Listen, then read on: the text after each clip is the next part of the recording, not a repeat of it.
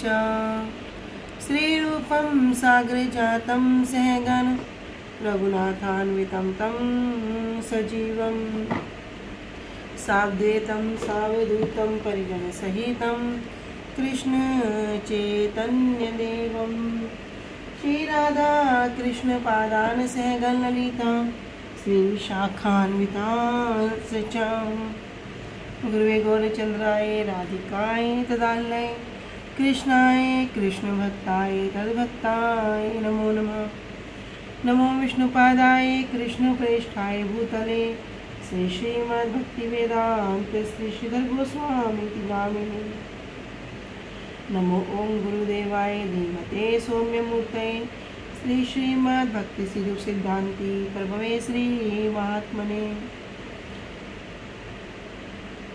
नमो विष्णुपादाय श्री राधिकाय प्रियात्मने श्री श्रीमद्भक्तिवेदांत श्री नयन गोस्वामी नामिने।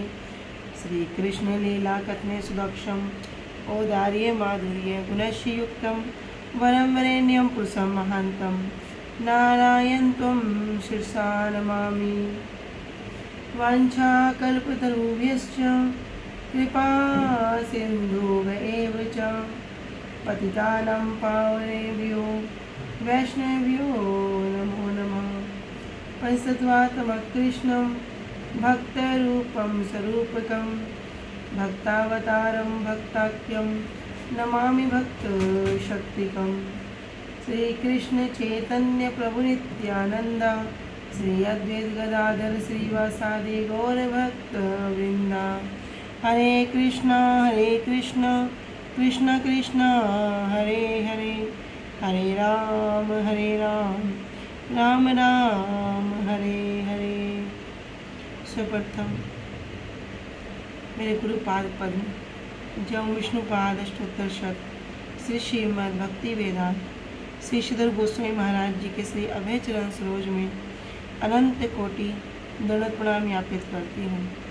तदुपरांत मेरे परम गुरुदेव जय नित्य प्रविष्टोम विष्णुपाद अष्टोत्तर शत श्री श्रीमद् भक्ति श्री रूप सिद्धांति गोस्वामी महाराज जी एवं जय नित्य प्रविष्टोम विष्णुपाद अष्टोत्तर शत श्री श्रीमद् भक्ति वेदांत श्री नारायण गोस्वामी महाराज जी के श्री अभय चरण सरोज में श्रद्धा पुष्पांजलि अर्पण करते हुए उनसे अहेतु कृपा की वांछा करती हूँ। ग्रंथकार श्री कृष्णदास कविराज गोस्वामी जी श्रीमन नित्यानंद प्रभु अखंड गुरु तत्व श्रीमन महाप्रभु एवं समस्त परिकरों के चरणों में दंडवत प्रणाम ज्ञापित करते हुए उनसे अहेतु कृपा की वांछा करती हूँ। उपस्थित वैष्णव जन भक्त वृंद सभी के चरणों में यथा योग्य दंडवत प्रणाम स्वीकार हो। सभी को हरे कृष्ण दंडवत प्रणाम।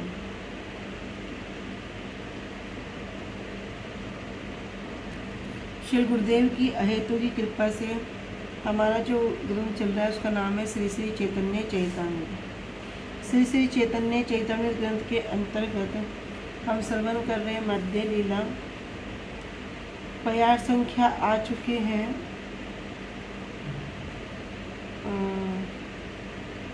131, पेज संख्या 189 189। इसमें हम करते हुए आ गए थे अमृत प्रभा भाष्य पर।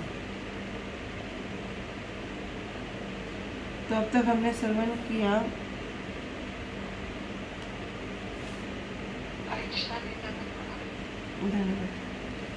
कि रूप गोस्वामी जी सनातन गोस्वामी जी अभी वृंदावन में हैं और वृंदावन के दर्शन करके जो कोई भी अपने गांव में पहुंचता तो जितने महाप्रभु के परिकर हैं प्रश्न करते, उनसे क्वेश्चन करते कि बतलाओ तो वहाँ पर रूप और सनातन जी कैसे रह रहे हैं,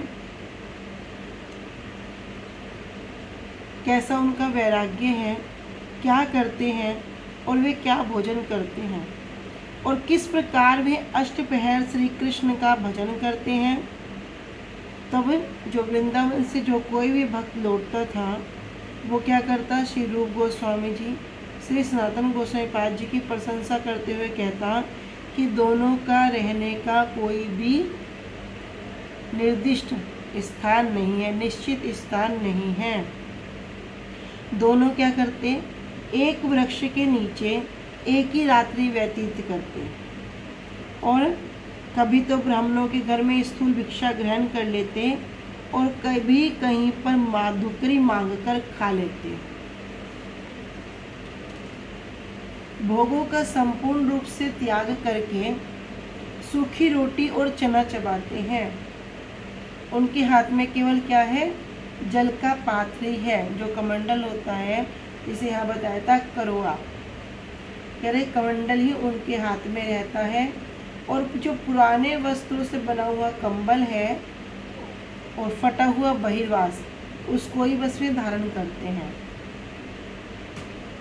किंतु इस प्रकार का वैराग्य होने पर भी जब श्री कृष्ण कथा हो, भगवान का नाम हो, उसमें क्या करते हैं, बड़ा नृत्य करते हैं, बड़े उसमें आनंदित होते हैं, उस उल्लास को प्राप्त करते हैं और आठों पहर श्री कृष्ण का भजन करते हैं। एक पहर अर्थात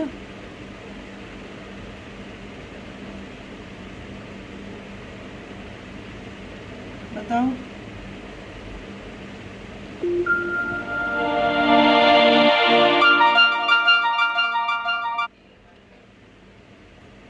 हाँ, एक पहर अर्थात 3 घंटे, तो अष्टपहर मतलब कि 24 के 24 घंटे क्या करते, अष्टपहर श्री कृष्ण का भजन करते।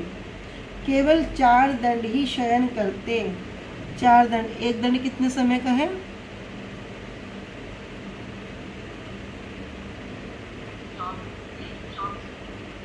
हाँ, केवल 4 दंड ही शयन करते। एक दंड अर्थात कुल 24 मिनट का समय होता है। 24 × 4 करेंगे 2 घंटे का समय भी नहीं बैठता। कह रहे बस इतना ही शयन करते।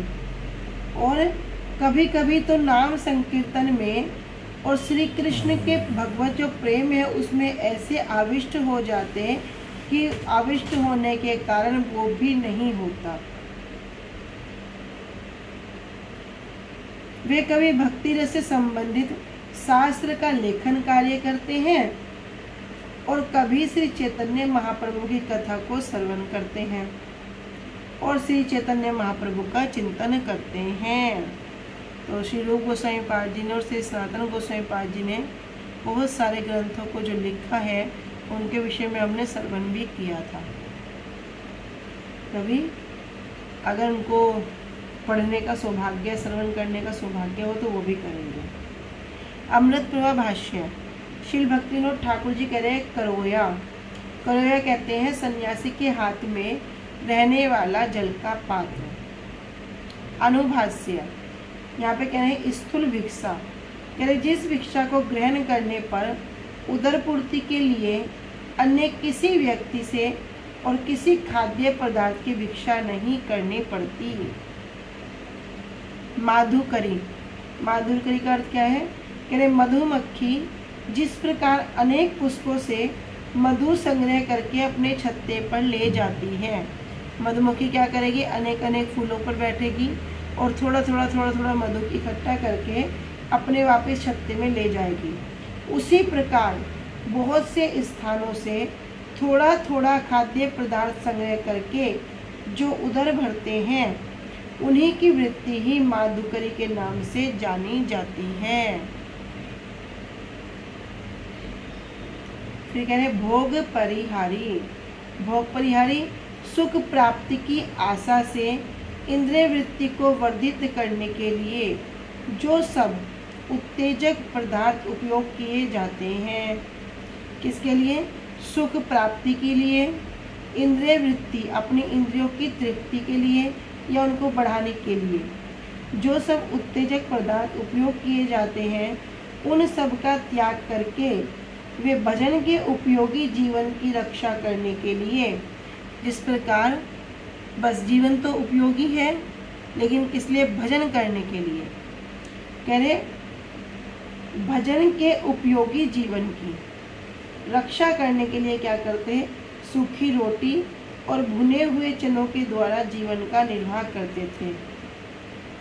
ऐसे वैराग्य युक्त जीवन में वे कभी तो भक्ति रस शास्त्र लिखकर श्री कृष्ण का भजन करते थे और कभी नाम संकीर्तन और कभी श्री गौर लीला का स्मरण मनन आदि करके श्री कृष्ण का भजन करते हैं। प्राकृत सहजियों में यह विश्वास प्रबल है कि भक्ति शास्त्र को लिखना और पढ़ना तो नए साधकों के लिए है।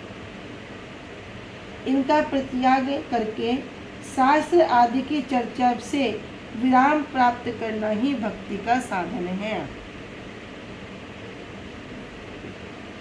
श्री रूपानुग भक्तों की इस प्रकार की बातों में आस्था नहीं है।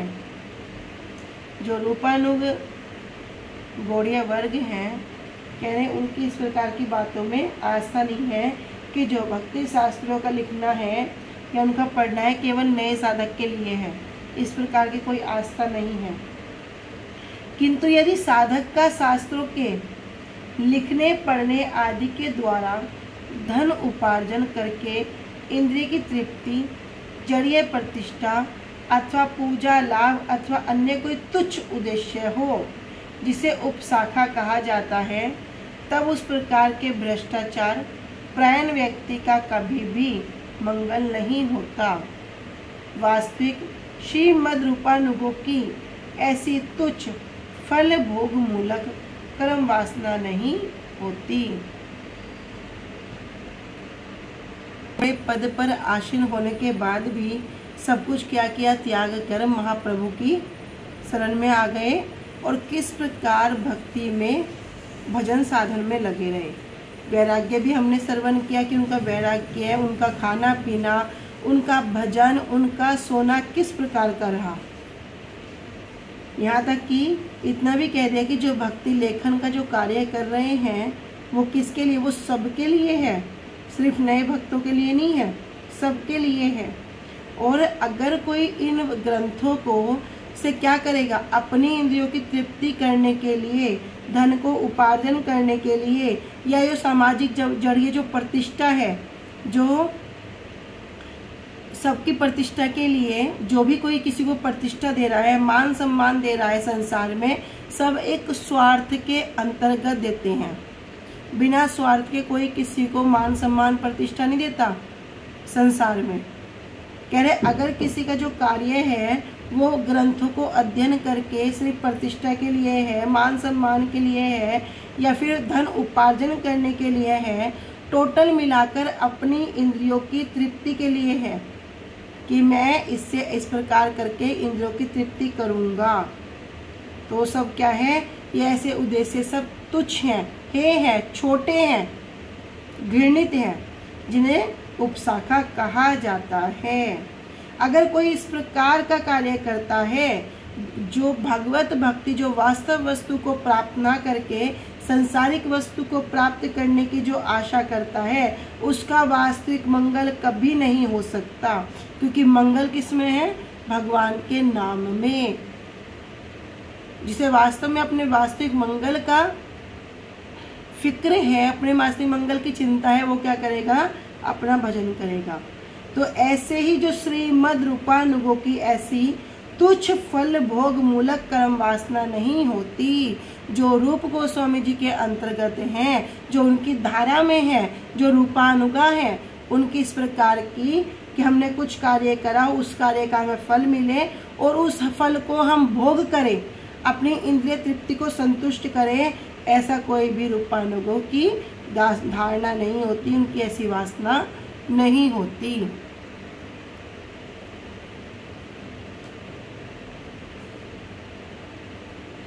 तो अभी यहाँ प्रश्न उत्तर चल रहा है कि जब महाप्रभु के प्रेकर जो वृंदावन से जो भक्त लोग आते उनसे ये प्रश्न करते और वे इस प्रकार वहाँ पर उत्तर देते।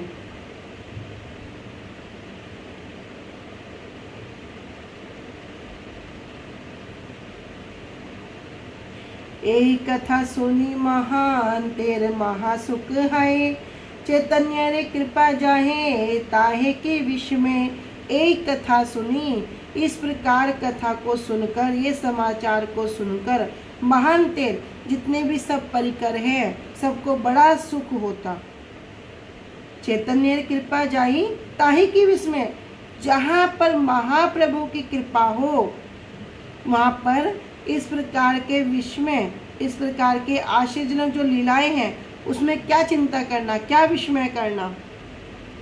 तो जब भी श्री चैतन्य महाप्रभु के जो पार्षद गण हैं, श्री रूप गोस्वामी पाद जी, श्री सनातन गोस्वामी जी के इस प्रकार के कार्य के विषय में सुनते कि किस प्रकार उनका रहना है, किस प्रकार उनका खाना है, किस प्रकार उनका शयन करना है, किस प्रकार उनका भोजन करना है और किस प्रकार उनका भजन करना है, जब इस विषय में सुनते तो सबके सब इसमें उनके लिए कोई भी आश्चर्य की बात नहीं होती। क्यों नहीं होती? क्योंकि उन्हें पता है कि श्री रूप गोस्वामी श्री सनातन गोस्वामी पाद पर महाप्रभु की कृपा प्राप्त हो चुकी है। क्या किया महाप्रभु ने?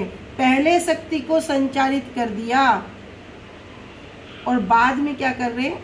उनको शिक्षा प्रदान कर रहे हैं।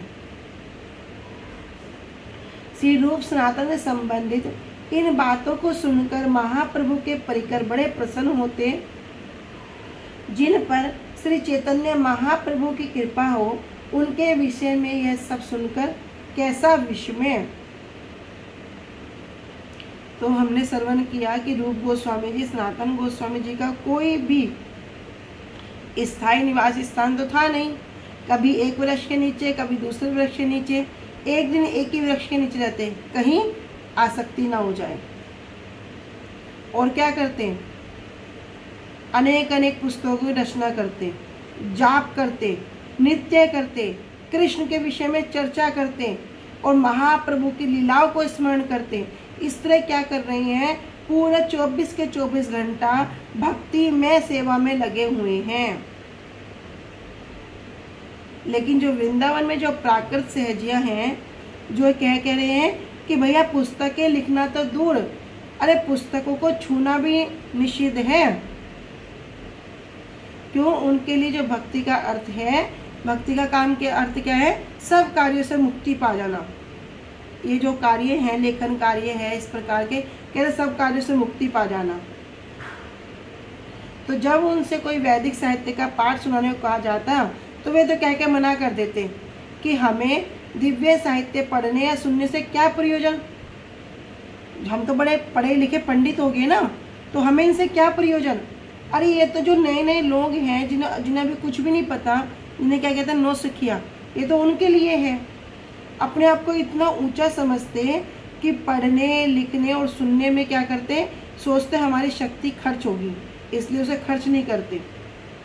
किंतु श्री रूप गोस्वामी पाद जी के जो निर्देशन है, जो उन्होंने जो रास्ता दिखाया, शुद्ध भक्तगण इस सहजिया दर्शन को क्या करते हैं? रद्द करते हैं। क्योंकि उनके अंदर किसी प्रकार का अभिमान नहीं है कि हमें इनसे क्या प्रयोजन। शास्त्र क्या है? शास्त्र ही भगवान का शाब्दिक रूप है। श्रीमद् भागवतम के विषय में श्रवण करते ना कि सर्व वेदांत सारम ही श्रीमद् भागवतम इष्यते। सभी वेदों का भी जो सार वस्तु है श्रीमद् भागवतम है। और श्रीमद् भागवतम को क्या कहा गया है? पादो यदियो प्रथम द्वितीयो तृतीय तूर्यो कथितो यदूरो नाभि स्थिता पंचविशिष्टो भुजांतरम दोर्युगलम तथान्यो कंठस्तु राजन्नमो यदियो मुखारविंदम दशम प्रफुल्लम एकादशो यस्य ललाटपट्टम शिरोपि तु द्वादश एव भाति। यहाँ पर श्रीमद् भागवतम के अंतर्गत 12 स्कंद है और उन 12 के 12 स्कंद को इस श्लोक के अंतर्गत वर्णन कर दिया कि पहला दूसरा स्कंद भगवान के जंगा है, चरण कमल है, 5वां स्कंद उनकी नाभि है, 6वां और 7वां भगवान की दोनों भुजाएं हैं, 8वां कंठस्तु, 8वां कंठ है। इस प्रकार पूरा का पूरा यहाँ वर्णन कर दिया कि 10वां स्कंद भगवान का मुखारविंद है, एकादश स्कंद भगवान का ललाट है, द्वादश स्कंद भगवान का सिर है। इस प्रकार जो श्रीमद् भागवतम है उसमें 12 जो स्कंद है उसको पूरा बता दिया, ये भगवान का ही जो शाब्दिक वांग्मय रूप है। तो ग्रंथ क्या है? ग्रंथ तो साक्षात भगवत स्वरूप है। तो ये निश्चित रूप से सही बात है कि धन को या यश की प्राप्ति के लिए भैया ग्रंथ की रचना नहीं करनी चाहिए कि हम इस ग्रंथ से बड़ा पैसा कमाएंगे, बड़ा मान सम्मान कमाएंगे, बड़ा पूरा संसार में पूजा लाभ प्रतिष्ठा को प्राप्त करेंगे। तो इसी में हमारे जो भक्ति सिद्धांत सरस्वती ठाकुर उपाध्याय जी क्या करते हैं, सभी शिष्यों से पुस्तक लिखने के लिए विशेष रूप से कहते, सभी से कहते हैं। अभी हमने कथा में श्रवण किया था ना, जब हमारे परम गुरुदेव भक्ति श्री रूप सिद्धांती गोसाई महाराज जी की तिथि थी, किस प्रकार भक्ति सिद्धांत सरस्वती ठाकुर उपाध्याय जी ने एक शिष्य का नाम भक्ति, नाम स्मरण नहीं आ रहा, उनको बोला कि तुम क्या करना, सब ग्रंथों पर ये भाष्य लिखना, टीका लिखना। लेकिन किसी कारणवश वो समय के साथ साथ उस कार्य को पूरा नहीं कर पाए। तो हमारे परम गुरुदेव भक्ति श्री रूप सिद्धांती गोसाई महाराज जी ने क्या किया, 3 प्रस्थान त्रयी जो उपनिषद, गीता और इन पर क्या करा, टीका को लिख दिया। तो वे महाराज इतने प्रसन्न हुए, इतने प्रसन्न हुए, उनके पास आकर कह रहे हैं कि यद्यपि प्रभुपाद जी ने ये कार्य मुझे दिया था, लेकिन मैं इसको पूरा नहीं कर पाया, लेकिन मैं तुम पर बड़ा प्रसन्न हूँ कि तुमने प्रभुपाद जी के मनोभिष्ट को पूरा किया। तो प्रभुपाद जी भी क्या करते, विशेष रूप से सबको कहते हैं कि यहाँ पे इन पुस्तकों को लिखो। मंदिरों की स्थापना करते के स्थान पर भी क्या करो, पुस्तकों को प्रकाशित करना अधिक पसंद करते थे। तो इस प्रकार हमने ये श्रवण किया था। गुरुदेव बताते हैं ना कि 3 प्रकार के मृदंग हैं, 3 मृदंग हैं। श्रुति महाराज जी को बोलकर गए थे कि अगर हो सके तो भविष्य में क्या करना, ये जो तीनों ग्रंथ हैं, इन तीनों ग्रंथों को अपने संप्रदाय के अनुरूप क्या करना, इनका भाष्य बनाना। लेकिन उन्होंने बड़ी कोशिश तो की, श्रुति महाराज जी ने बहुत कोशिश की और छोटे छोटे ग्रंथ के रूप में प्रकाशन भी किया, किंतु वे स्वयं कह रहे हैं कि मैं संतुष्ट नहीं हो पाया।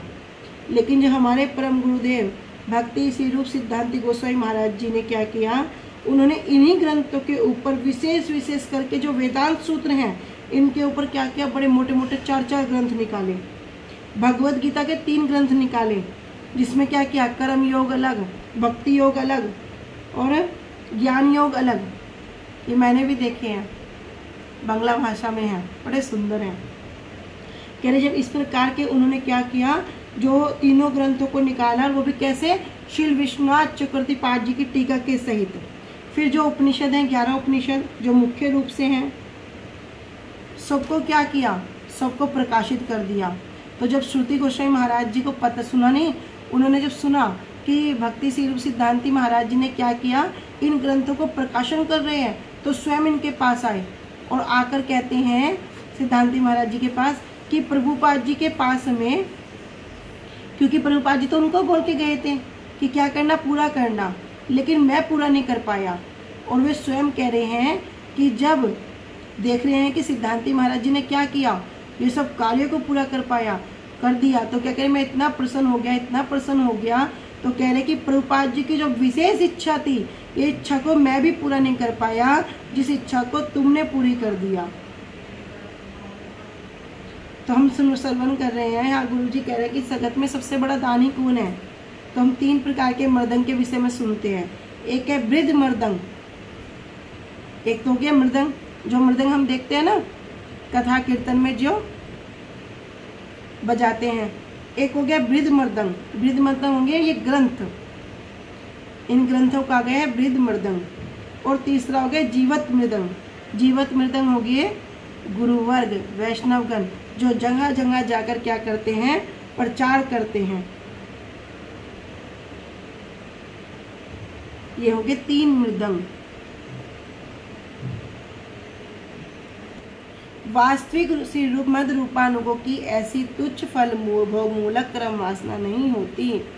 जो इस तरह श्री रूप गोस्वामी जी के पद चिन्हों पर चलेगा, वही मनुष्य क्या होगा, रूपानुगा भक्त बन सकता है। तो रूपानुगा रागानुगा के विषय में भी हम बड़े विशेष रूप से हर बार श्रवण करते हैं। यही कथा सुनी महान तेरे महा सुख पाए, चैतन्य रे कृपा जहाँ ताही के विश्व में। इस प्रकार रूप सनातन से संबंधित इन बातों को सुनकर महाप्रभु के परिकर बड़े प्रसन्न होते और जिन पर महाप्रभु की कृपा होती है उनके विषय में सब सुनकर कैसा विस्मय। चैतन्य कृपा रूप लिखिया छेन आपने रसामृत सिंधु ग्रंथेर मंगलाचरणे। कहते चैतन्य कृपा रूप लिखिया छेन आपने, आपने मतलब श्री रूप गोस्वामी जी ने, आपने स्वयं ही अपनी जो पुस्तक है कौन सी, भक्ति रसामृत सिंधु। तो भक्ति रसामृत सिंधु में ग्रंथेर मंगलाचरणे, मंगलाचरण में ही चैतन्य कृपा रूप लिखिया छेन, चैतन्य महाप्रभु की कृपा के विषय में लिखा है।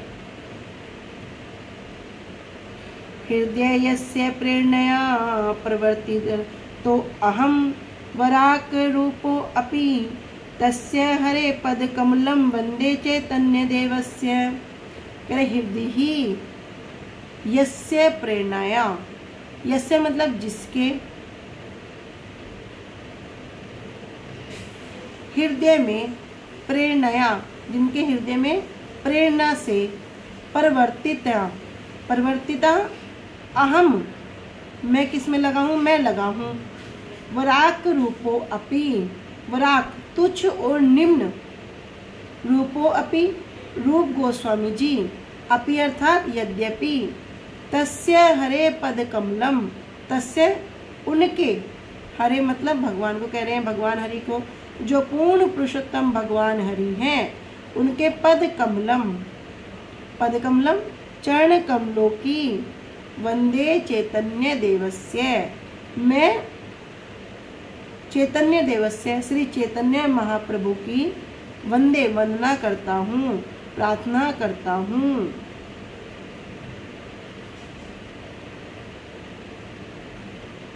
कह रहे हैं कि जिनकी प्रेरणा से भगवान ने क्या किया, जो शुद्ध भक्त हैं उनको बुद्धि प्रदान करते हैं, शक्ति को संचारित करते हैं, जिससे वे जो ये जो शुद्ध भक्ति का प्रचार है इस कार्य को कर सके। कह रहे जिनकी हृदय में प्रेरणा से परिवर्तित होकर मैंने क्या किया, तुच्छ और निम्न रूप से मतलब बहुत छोटा होकर जिस भी कार्य में लगा हुआ हूँ, उन भगवान के चैतन्य महाप्रभु की मैं वंदना करता हूँ, उनके चरण कमलों की वंदना करता हूँ। तो अपने आप को क्या कह रहे हैं, तुच्छ, अपने आप को नीच, वराक, वराक मतलब तुच्छ और निम्न, कि यद्यपि मैं तो बहुत नीच हूँ, सबसे नीच हूँ और मुझे कोई ज्ञान भी नहीं है, किंतु मुझे भक्ति के जो विषय हैं, जो दिव्य दिव्य जो ग्रंथ है, इनको लिखने की जो प्रेरणा दी और इसके लिए कृपा प्रदान की, तो मैं उन पूर्ण पुरुषोत्तम भगवान श्री चैतन्य महाप्रभु के चरण कमलों पर नमस्कार करता हूँ, उनकी वंदना करता हूँ, उनसे प्रार्थना करता हूँ। क्यों? क्योंकि उन्होंने ही मुझे इन ग्रंथों की रचना करने का जो अवसर प्रदान किया। तो कोई भी कार्य अगर हम चाहें अपनी स्वेच्छा से नहीं कर सकते, अपने बल से नहीं कर सकते, जब तक उस शक्ति का संचार गुरुवर कृपा करके हमें प्रदान ना करें। इतने सुंदर सुंदर ग्रंथों का रचना होना, उनका लेखन कार्य होना, बांग्ला भाषा के ग्रंथ हिंदी भाषा में ट्रांसलेट होना, सब गुरुवर्गों की कृपा से कैसे सहज रूप में हो जाते हैं। और अभी भी सब अपनी अपनी सेवाओं में कहीं ना कहीं लगे हुए हैं, कोई कोई सेवा करता है, कोई कोई सेवा कर रहा है, लेकिन सब किससे कर रहे हैं, सब के सब गुरुवर्गों की कृपा से ही कर रहे हैं।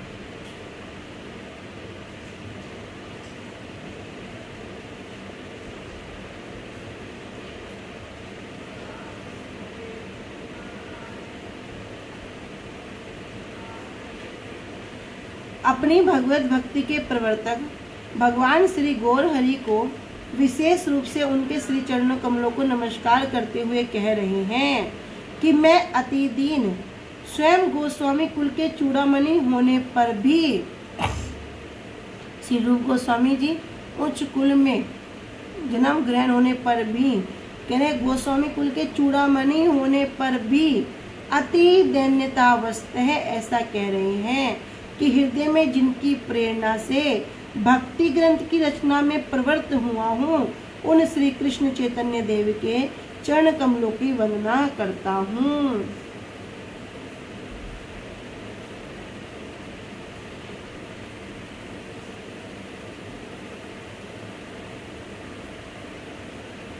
ए मत 10 दिन प्रयागे रहिया, सिर पे शिक्षा दिल शक्ति संचारिया।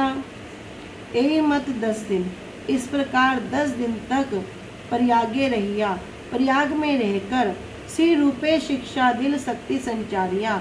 महाप्रभु ने क्या किया, पहले श्री रूप गोस्वामी जी को शक्ति संचारित कर दी और 10 दिन तक उनको शिक्षा प्रदान की।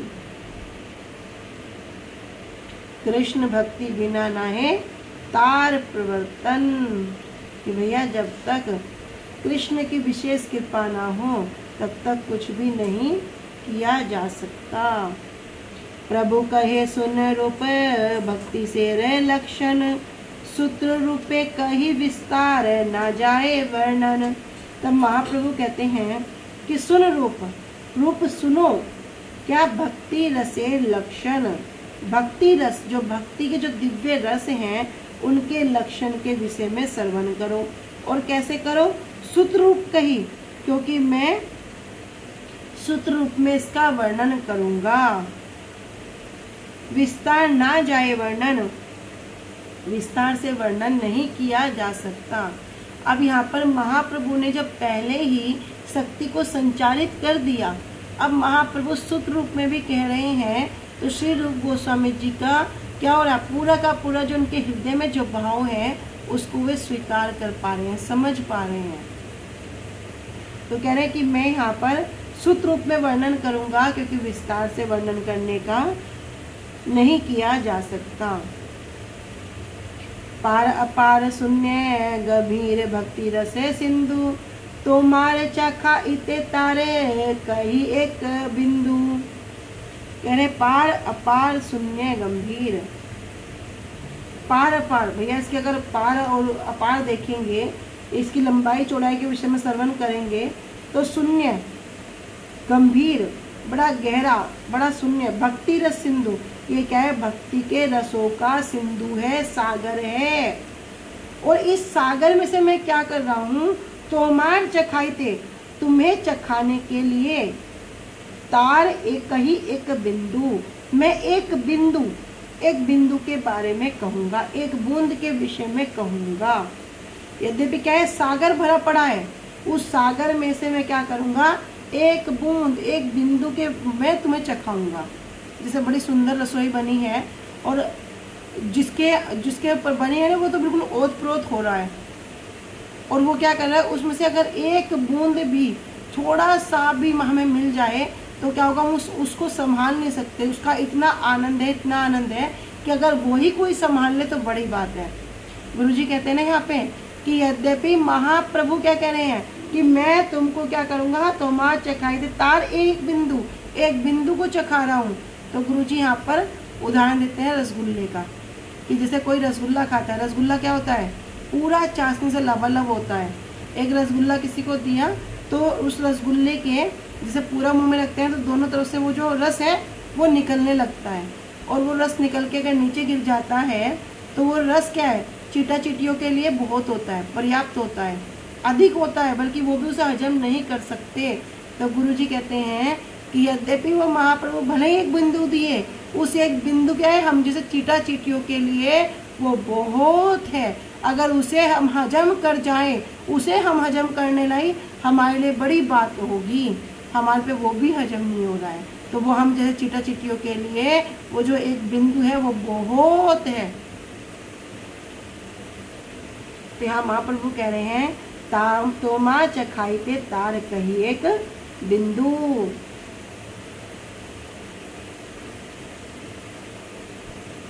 भक्ति रस सिंधु और छोर रहित है, इसका कोई भी आर या पार नहीं है, और इसकी गहराई को भी कोई नहीं जान सकता। सागर कितना गहरा है कोई जान सकता है? तुम्हें भक्ति रस सिंधु को चखाने के लिए इसकी एक बिंदु की व्याख्या कर रहा हूँ। यही मत ब्रह्मांड भरी अनंत जीव गण, 84 लाख योनिते करे भ्रमण। ए मत इस प्रकार ब्रह्मांड भरी, इस ब्रह्मांड में अनंत जीव हैं जो 84 लाख योनियों में करें भ्रमण कर रहे हैं। 84 लाख प्रकार की जो योनियां हैं, जलजालम लक्षानी, स्थावर लक्ष विशंति, कृमियो रुद्र संख्या का, पक्षी नाम 10 लक्षणम, त्रिशान लक्षणी पशवा और चतुर्लक्षानी मानवा। और देखो अब जल में 9 लाख प्रकार के जीव हैं, मतलब अनंत जीव हैं, अनंत जीव हैं। 84 लाख प्रकार के बता दिए, कह रहे उनमें भी अनंत हैं। और क्या करते हैं, इस ब्रह्मांड में भ्रमण करते हैं। ये श्लोक भी यहाँ दिया हुआ है 84 लाख योनि का। कह रहे हैं कि जलजा नव लक्षानी, कि जलचरों की 9 लाख योनियां हैं। जो जल में रहने वाले जीव 9 लाख प्रकार के हैं, मतलब अलग अलग आकृति, अलग अलग रूप, जिनके 9 लाख हैं। फिर स्थावर लक्ष विशंति, जो 20 लाख योनियां हैं वे स्थावर हैं, पेड़ पौधों की हैं। कृमियों रुद्र संख्या, रुद्र संख्या कहते हैं 11 लाख। कृमियों मतलब कीट पतंगों की संख्या कितनी है, 11 लाख। पक्षी नाम 10 लक्षणम, 10 लाख प्रकार के पक्षी हैं जो उड़ते हैं। त्रिशल लक्षानी पशुआ, 30 लाख प्रकार के पशु हैं। और चतुर्लक्षानी मानुषा, और मनुष्य की योनियां कितनी है, ओनली 4 लाख प्रकार की। इसलिए श्रीमद् भागवतम के अंतर्गत जब हम एक श्लोक को श्रवण करते हैं, निर्दय माधम सुलभम सुदुर्लभम परवम सुकल्पम गुरु ग्रंथारम मया अनुकूले नभस्व तीर्थम पुमान भवाब्धि न त्रेत्स आत्मा। यहाँ शुरू में ही वर्णन क्या करते हैं, निर्दय माधम। ये जो निर शरीर है, मनुष्य शरीर है, ये क्या है, निर्दय आधम। इस मनुष्य शरीर को सुलभम, बड़ी सरलता से हमें प्राप्त हो गया है। लेकिन जो अगला शब्द है उसमें क्या कह रहे, सुदुर्लभम। यद्यपि ये प्राप्त होना क्या है, अत्यंत कठिन है, सुदुर्लभ है। क्यों सुदुर्लभ है, क्योंकि ये जो योनियां है ना, जिनके विषय में भी श्रवण कर रहे हैं, इसमें जो सबसे कम संख्या है वो मनुष्य की है, ओनली 4 लाख। नहीं, जलचर ले लो, स्थावर ले लो, कीड़े मकोड़े ले लो, पक्षियों को ले लो, पशुओं को ले लो, सबकी संख्या भरी पड़ी है। क्यों, अभी 4 लाख प्रकार की योनि में कितने मनुष्य भजन करते हैं, कितने मनुष्य क्या कर रहे हैं, अपने जीवन को पता चल गया भैया ये मैं नहीं हूँ, ये शरीर मेरा नहीं है, इस संबंधित रिश्ते मेरे नहीं हैं, और इस प्रकार की भावना करके वो क्या हो गया, भजन में अग्रसर हो गया, वास्तविक वस्तु की ओर अग्रसर हो गया। कितने लोग हो रहे हैं, नहीं होंगे, फिर क्या होगा, फिर ये संख्या और इंक्रीज हो जाएगी। भजन करेंगे नहीं और फिर ऐसे ही पशुओं की तरह अपने जीवन को यापित करेंगे। तो वहाँ पे कह रहे सुदुर्लभम, भैया बड़ा दुर्लभ है, पर सुलभम, सुलभ प्राप्त हो गया। और सिर्फ यही प्राप्त नहीं हुआ, फिर गुरुवर्गों की कृपा प्राप्त हो गई। इस शरीर रूपी नौका को चलाने के लिए साक्षात रूप में गुरुदेव केवट के रूप में विराजमान हो गए। गुरु कर्ण धारम, भैया शरीर रूपी नौका है, हम क्या करेंगे, कभी इधर भागेंगे, कभी उधर भागेंगे, अच्छे बुरे का तो ज्ञान नहीं है, बस जो देखने में अच्छा लग रहा है, आंखें क्या करेंगी, उसी की ओर आकर्षित होकर, कान क्या करेंगे, उसी बात को सुनने के लिए धावित हो जाएंगे। संसार में क्या कर रहे हैं, एक दूसरे की निंदा, बुराई, चुगली, उसके बेटी के ऐसा हो गया, उसके साथ ऐसा हो गया, वो उसका भाग गया, वहाँ पे ऐसा हो गया। बाद में कहेंगे अरे छोड़ो हमें क्या करना, सारी बात कर लेंगे, बाद में कहेंगे छोड़ो हमें क्या करना। लेकिन तुमने भैया करा क्या, तुमने 2 घंटे बैठ के, 3 घंटे बैठ के, सबकी इधर उधर की निंदा करके, चुगली करके, जिस समय को हम भगवत भजन में लगा सकते थे, जिस समय को हम कथा में दे सकते थे, उस समय को हमने व्यर्थ गवा दिया। तो शरीर क्या है, शरीर तो इधर उधर भागेगा। शरीर रूपी नौका भव सागर में फंसी हुई है। ये संसार है ना, ये भव सागर है, इस भव सागर में शरीर रूपी नौका फंसी हुई है, डगमगा रही है। तो कोई केवट चाहिए इस नौका को सुचारू रूप से चलाने के लिए। कौन है, श्री गुरुदेव है। गुरुदेव केवट के रूप में आकर विराजमान हो गए, जो दिव्य उपदेश, जो आनंद, जो वास्तविक वस्तु उसको प्रदान कर रहे हैं। और यहाँ तक नहीं, यहाँ पर भगवान कहते हैं मया अनुकूलेन, मैं क्या करता हूँ, उस नाव के चलाने के लिए अनुकूल वायु भी प्रदान करता हूँ। परंतु नभस्व तरितम पुमान भवाब्धिना त्रेत से आत्मा, फिर भी जो मनुष्य इस भवसागर से पार उतरने का प्रयास ना करे, अपनी नौका को सही रूप में चलाने का प्रयास ना करे, वो क्या है, आत्मघाती है, अपनी आत्मा का हत्यारा है। तो 84 लाख प्रकार की योनियों के विषय में बहुत सुंदर वर्णन है। और मनुष्य शरीर प्राप्त करने पर भी यदि कोई अपने जीवन का जो वास्तविक उद्देश्य है, गुरु जी बताते ना कि भैया 4 काम होते हैं, दिन में 2 काम करते हैं, रात में 2 काम करते हैं, 4 काम करते हैं, खाना पीना सोना बच्चे पैदा करना। क्या भैया बच्चे कौन पैदा नहीं करता? क्या पशु पक्षी बच्चे पैदा नहीं कर रहे? क्या खाना नहीं हो रहा? क्या सोना नहीं हो रहा?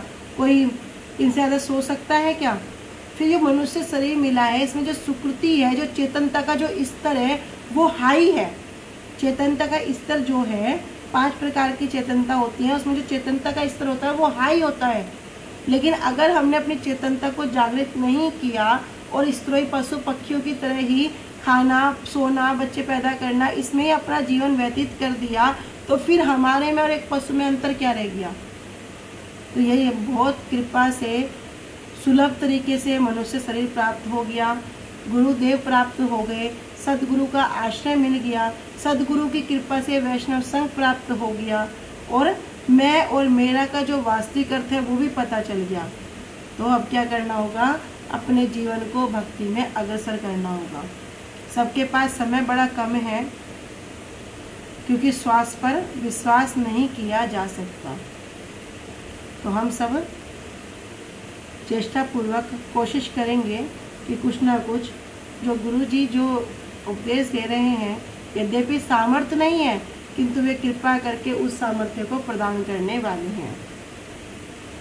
आज हम यहीं तक रखते हैं, आगे कल श्रवण करेंगे। वांछा कल्पतरुभ्यश्च कृपा सिंधुभ्य एव च पतितानां पावनेभ्यो वैष्णवेभ्यो नमो नमः। श्री गुरुदेव की जय। अनंत कोटि वैष्णव वृंद की जय। निताय गौर प्रेमानंदे। हरि हरि बोल। हरे कृष्णा। सभी को दंडवत प्रणाम।